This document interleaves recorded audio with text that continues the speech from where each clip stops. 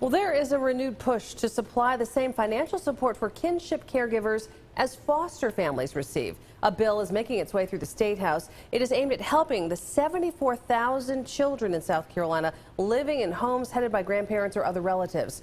Our Ben Hoover is here with more on this. So Ben, these families who step up to help out here and keep the kids from entering foster care have a huge financial burden on their shoulders. That's right, and as we know, there's a shortage of foster families in South Carolina. A kinship caregiver, though, is a relative or sometimes a close family friend who takes in another relative's child. It happens when a parent dies or is maybe incarcerated. What's different between kinship caregivers and foster parents? Foster parents receive financial support, whereas kinship caregivers do not. But there is a push to change that here in South Carolina.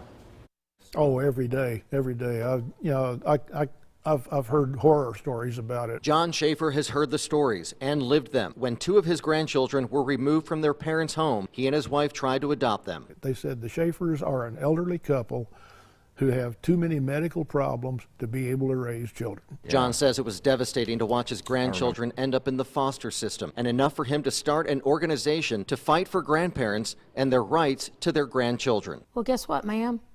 You're just grandma.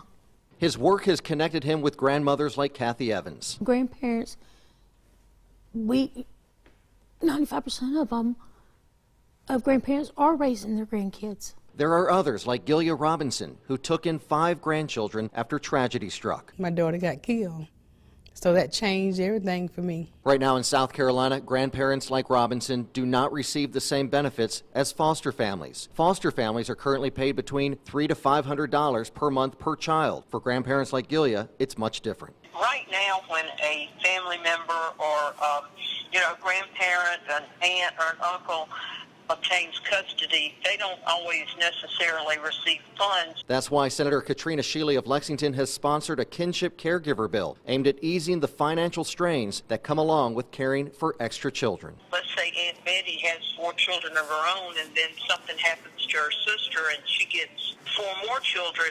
She might not can afford that. If the bill becomes law, kinship caregivers would get the same support as a foster family, and it's something Schaefer thinks is only fair. They want that child bad enough to stay out of the foster care system. They're willing to do whatever it takes to keep that child with the family.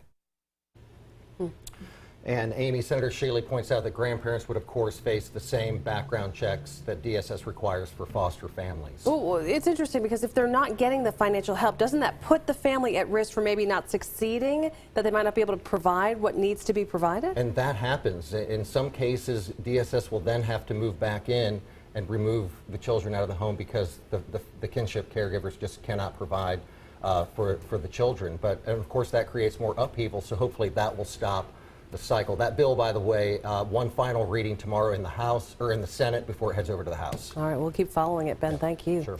Happening